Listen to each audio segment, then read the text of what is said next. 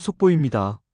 대한민국 사회를 뒤흔들 법안, 바로 노란봉투법이 마침내 국회를 통과했습니다.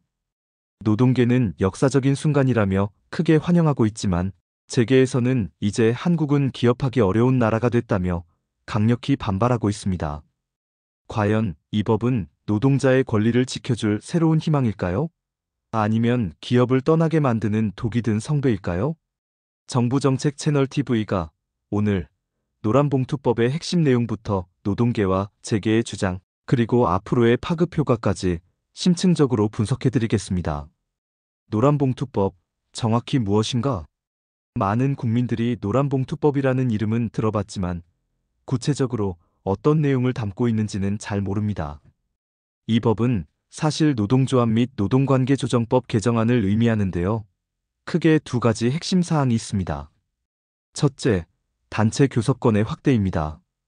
기존에는 원청회사와 직접 근로계약을 맺은 정규직 노동자만이 교섭권을 행사할 수 있었습니다. 하지만 이제는 하청, 간접고용, 특수고용 노동자까지도 원청 기업을 상대로 교섭을 요구할 수 있습니다. 예컨대 대기업 공장에서 일하지만 고용계약은 협력업체와 맺은 노동자들도 이제 원청과 직접 교섭을 할 수 있게 된 것입니다. 이는 사실상 그동안 교섭의 사각지대에 있던 수많은 비정규직 하청, 노동자들에게 법적 무기를 쥐어준 것과 다름없습니다. 둘째, 파업 노동자에 대한 손해배상 청구 제한입니다. 지금까지 기업들은 파업으로 인해 발생한 손실을 노동자, 개인에게 손해배상이라는 이름으로 청구할 수 있었습니다.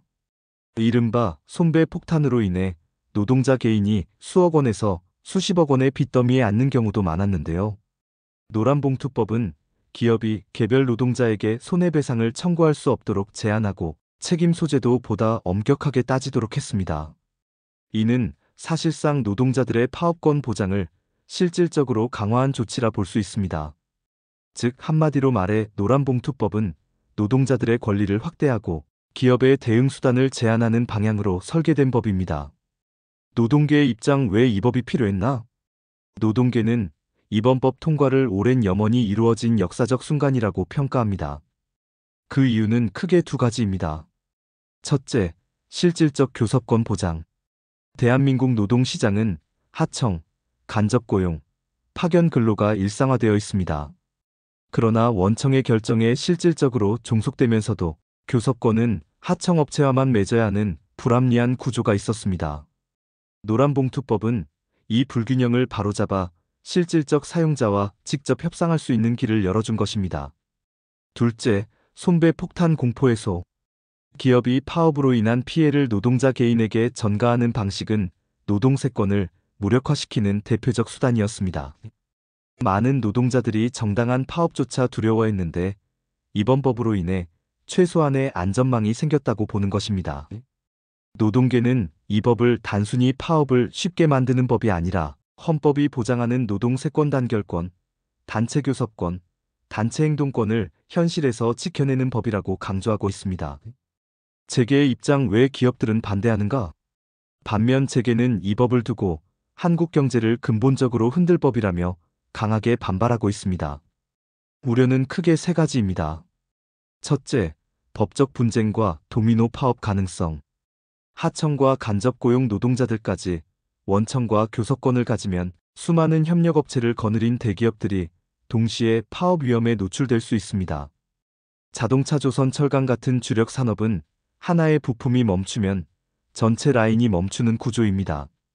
재계는 이것이 곧 산업 전반의 연쇄 파업 위험으로 이어질 수 있다고 우려합니다. 둘째, 외국인 투자 철수 우려. 이미 주한 미국 상공회의소, 주한 유럽 상공회의소 등은 이번 법에 대해 공개적으로 우려를 표했습니다.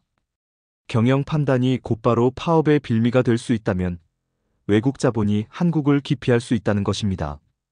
일부 외국계 기업은 철수도 불사하겠다는 강경한 입장을 내놓기도 했습니다. 셋째, 파업 만능주의 조장. 손해배상 청구 제한은 기업 입장에서는 사실상 대응 수단을 박탈하는 것입니다. 재계는 노조가 무리한 요구를 하더라도 이를 제어할 장치가 사라진다고 지적하며 노사 협력보다는 갈등이 격화될 가능성을 경고합니다. 예상되는 사회적 영향 희망 vs 우려. 전문가들은 이번 법을 두고 희망과 우려가 교차한다고 말합니다. 긍정적 전망. 노동자들의 권익이 향상되고 불평등이 완화될 수 있다. 비정규직 하청 노동자들의 목소리가 반영되면 사회적 갈등 구조가 줄어들 가능성도 있다. 파업 손실을 개인에게 전가하는 비인간적 관행이 사라지면서 건전한 노사 문화가 자리 잡을 수 있다. 노동자의 삶의 질 개선이 장기적으로는 내수 활성화로 이어질 수 있다. 부정적 전망. 법적 모호성이 크기 때문에 노사 간 소송이 오히려 늘어날 수 있다. 사용자 개념이 확장되면서 경영 예측 가능성이 떨어지고 기업 경쟁력이 약화될 수 있다. 외국인 투자자들이 이탈하고 한국 기업들이 탈한국을 선택할 가능성도 배제할 수 없다. 결국 이 법의 성패는 노사 양측의 성숙한 태도와 정부의 보완 입법에 달려있다는 분석이 많습니다. 정부 대응과 앞으로의 전망. 정부는 노란봉투법 시행에 앞서 6개월 유예기간을 두고 보완책을 마련하겠다고 밝혔습니다. 하지만 노동계와 재계의 입장이 첨예하게 대립하고 있어 접점을 찾는 과정은 쉽지 않을 것으로 보입니다. 특히 내년 봄에 있을 춘투봄철 임금 협상가 첫 시험대가 될 전망입니다. 노동계는 이번 법을 근거로 보다 강력한 교섭과 파업을 예고할 수 있고 재계는 이에 맞서 강경 대응을 준비할 수 있습니다. 정부가 얼마나 효과적인 중재자 역할을 하느냐가 향후 한국 사회의 안정에 결정적인 변수가 될 것입니다.